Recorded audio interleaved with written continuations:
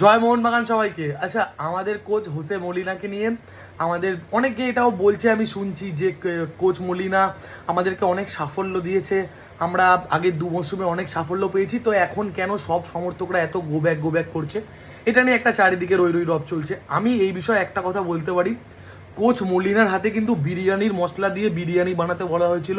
ডাঁটা চচ্চড়ির মশলা দিয়ে কোচ মলিনাকে কিন্তু বিরিয়ানি বানাতে দেওয়া হয়নি। ডাঁটা চচ্চড়ির মশলা দিয়ে বিরিয়ানি বানিয়েছিল আমাদের মোহনবাগানের কোচ করিম বেঞ্চারিফা। আমার মনে আছে আই লিগে আমাদের যখন অবনমন হয়ে গেছিল, রাম মালিক, পঙ্কজ মৌলা, উজ্জ্বল হাওলাদার সামনে একা ওডাফাকে দিয়ে আমরা 9-10টা ম্যাচ জিতে অবনমন বাঁচিয়েছিলাম। ডাঁটা চচ্চড়ির মশলা দিয়ে সেবার করিম বেঞ্চারিফা বিরিয়ানি বানিয়েছিল। বাংলায় একটা প্রবাদ আছে জানো তো, এই প্রবাদটা কিন্তু সবাই মনে রেখো।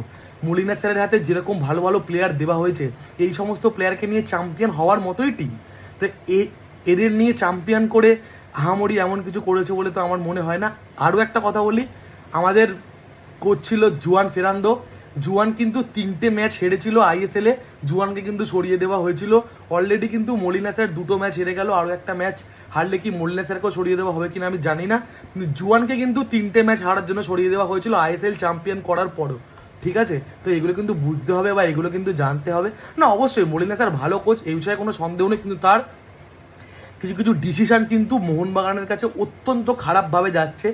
আর একটা কোচ যতই ভালো টিম নামাক না কেন, প্লেয়াররা মাঠে সেটাকে ভালোভাবে ইমপ্লিমেন্ট করতে পারলেই কিন্তু প্লেয়ার আলটিমেটলি টিম জেতে। সেখানে কিন্তু আগের মরশুমে জামশেদপুর ম্যাচে আপুইয়া, কেরালা ম্যাচে আটকে যাওয়া অ্যালবার্টো, ফাইনালে ম্যাকলারেন, তো এরা কিন্তু ম্যাচ বাল করে দিয়েছে ইন্ডিভিজুয়াল ব্রিলিয়ান্স দিয়ে। ব্যাঙ্গালোর ম্যাচে লিস্টন, তো এরা কিন্তু ইন্ডিভিজুয়াল পারফরমেন্স দিয়ে কিন্তু ম্যাচ বার করে দিয়েছিল। আর আমি এই কথাটা বলি কোচ মলিনার জন্য, আপনি বিরিয়ানির মশলা দিয়ে বিরিয়ানি বানাচ্ছেন, ডাটা চচ্চড়ির মশলা আপনার হাতে দেওয়া হয়নি। যেদিন ডাটা চচ্চড়ির মশলা দিয়ে যদি কোনোদিনও বিরিয়ানি বানাতে পারেন, তাহলে আমি মানবো সত্যি। এখন কিন্তু এটা মাথায় রাখবেন, ভারতের অন্যতম সেরা প্লেয়ার, বিশ্ব ফুটবলের অন্যতম ভালো ভালো বিদেশিরা কিন্তু মোহনবাগান দলে আছে, তাদের নিয়ে কিন্তু আপনি খেলাচ্ছেন, এটা মাথায় রাখবেন। জয় মোহনবাগান।